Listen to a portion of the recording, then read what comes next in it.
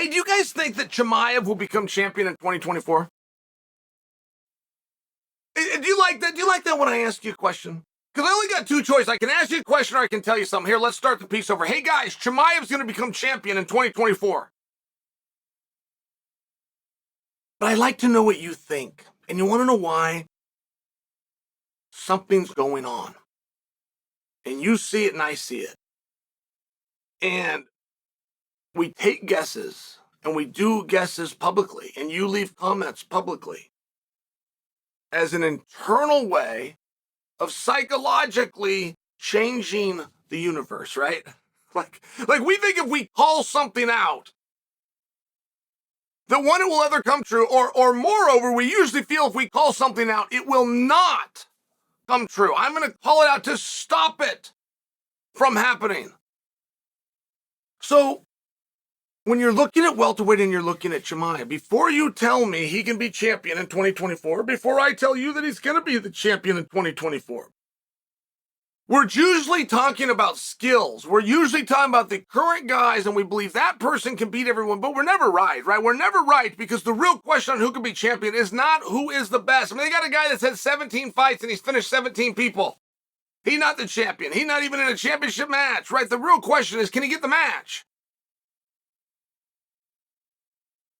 The belt has never represented who is the best. That's like a theory. It's like kind of this moving, working target, right?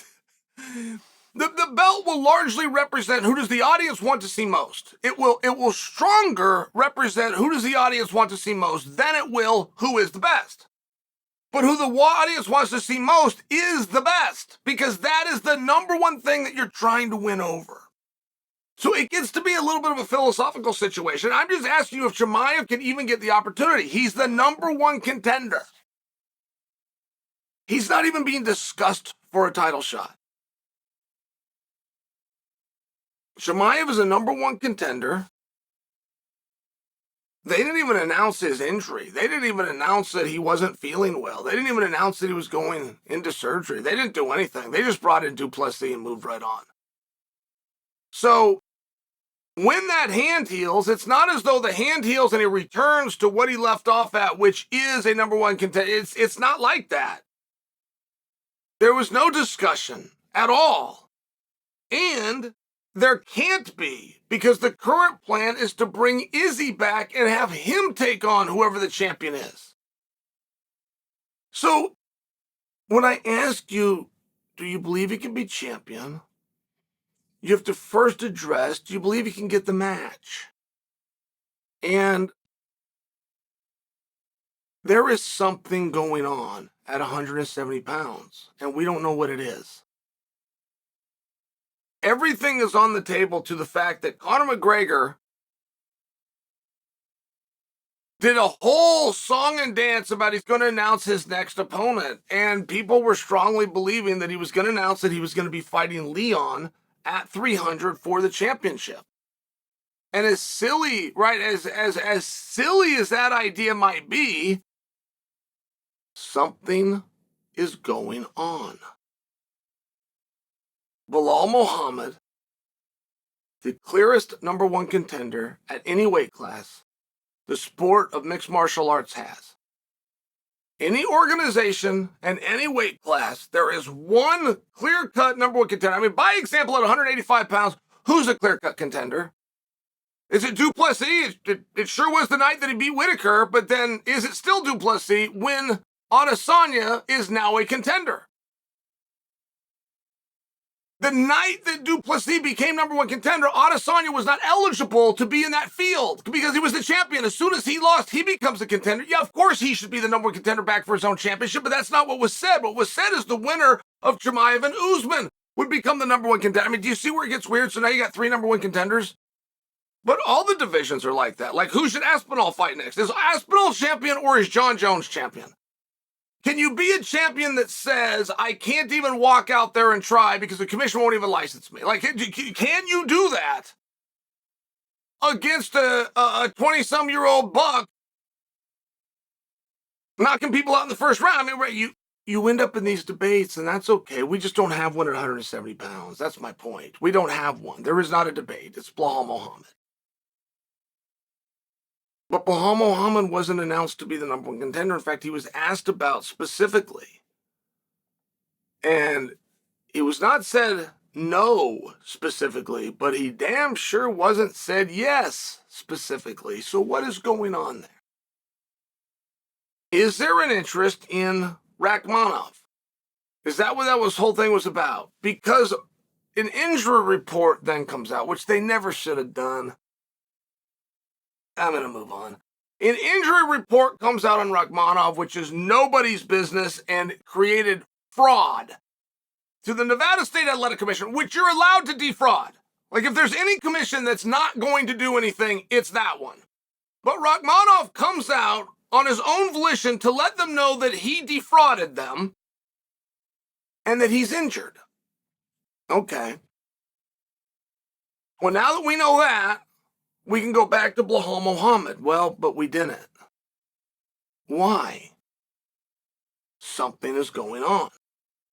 So, all right, the only other person that's even talking about that belt is Islam Makhachev, who was pretty active talking about it. In fact, he talked about when Colby and Leon were fighting, he tweeted out, said, man, I'll finish both of these guys, which by Islam standards is a very egregious statement.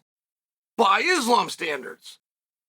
He was also live in attendance that night. He was letting it be known, I'm serious about that. I appreciate that. So is it Islam? Well, no, at least not if you're looking at 300, right? And maybe that's the detail we have off. Maybe Leon and 300 have nothing to do with one another.